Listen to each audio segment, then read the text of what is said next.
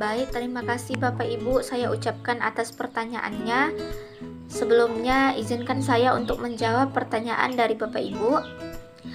Maka yang menjadi fokus permasalahan dalam penelitian ini yaitu dapat dilihat berdasarkan latar belakang masalah.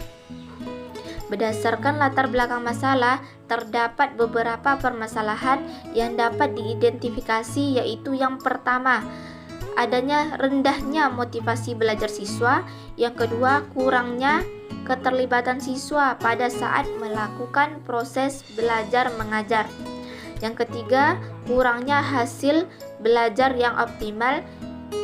Dan yang keempat, kurangnya kontribusi kreativitas siswa. Yang kelima, kurangnya aktivitas belajar yang optimal.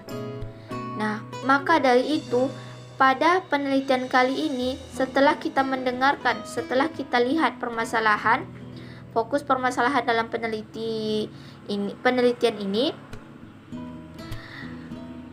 dan pada penelitian kali ini menggunakan model pembelajaran generatif yang cocok untuk diterapkan pada permasalahan penelitian kali ini. Teori pembelajaran generatif merupakan suatu penjelasan bagaimana siswa dapat membangun pengetahuan dalam pikirannya, seperti membangun ide tentang suatu fenomena, membangun arti untuk suatu istilah, dan membangun strategi dan penerapan model pembelajaran generatif di kelas sebagaimana dinyatakan dalam Madewena 2009 meliputi 4 fase. Itu terdapat 4 fase, yaitu fase persiapan, fokus tantangan, dan fase penerapan.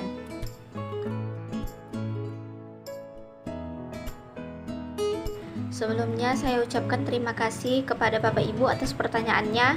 Sebelumnya izinkan saya untuk menjawab pertanyaan Bapak Ibu. Mengapa saya tertarik meneliti judul ini? Dikarenakan adanya permasalahan dalam penelitian ini. Itu adalah peningkatan kreativitas siswa dalam proses belajar melalui penerapan model generatif di kelas 3 SDN 001 Lenggini. Saya memilih judul penelitian ini karena saya tertarik dan memiliki minat yang mendalam dalam topik yang sedang saya bahas. Dalam proses penelitian dan eksplorasi topik ini, saya menyadari bahwa masih banyak celah dan aspek yang belum banyak diteliti. Saya merasa bahwa penelitian ini akan memberikan kontribusi yang berharga dalam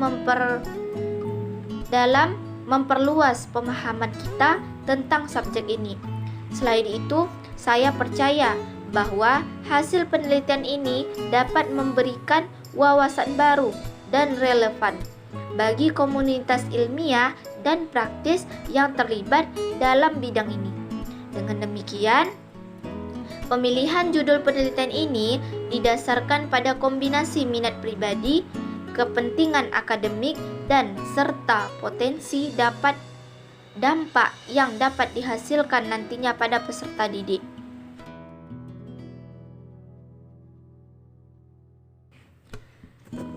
Baik, terima kasih kepada Bapak Ibu atas pertanyaannya. Sebelumnya izinkan saya untuk menjawab pertanyaan dari Bapak Ibu. Jadi, bagaimana penelitian ini akan dilaksanakan nantinya? Yaitu pada tahap ini pihak sekolah akan melakukan yang pertama itu dapat mengatur lingkungan belajar yang mendukung pembelajaran generatif, seperti memberikan ruangan kelas yang nyaman pada peserta didik, kemudian memberikan area yang praktis di lingkungan sekolah, dan dilanjutkan dengan memberikan fasilitas yang dibutuhkan atau yang diperlukan para siswa nantinya. Selanjutnya, yang kedua itu mengajarkan siswa untuk berpikir kritis dan menciptakan ide baru berdasarkan pengalaman yang mereka dapati selama mereka melakukan proses belajar mengajar di sekolah. Yang ketiga yaitu dapat mengelola waktu dan aktivitas siswa sesuai dengan kebutuhan dan permasalahan yang akan diteliti atau dijelajahi.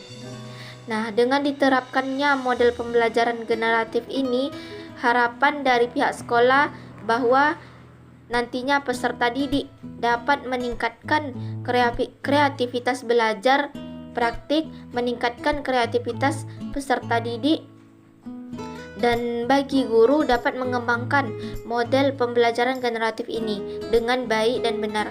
Dan pada penelitian ini menggunakan pendekatan penelitian tindakan kelas atau disebut juga dengan PTK. Nah, di sini juga dapat dilakukan oleh guru secara kolaboratif, bekerja sama dengan guru dan peneliti lainnya.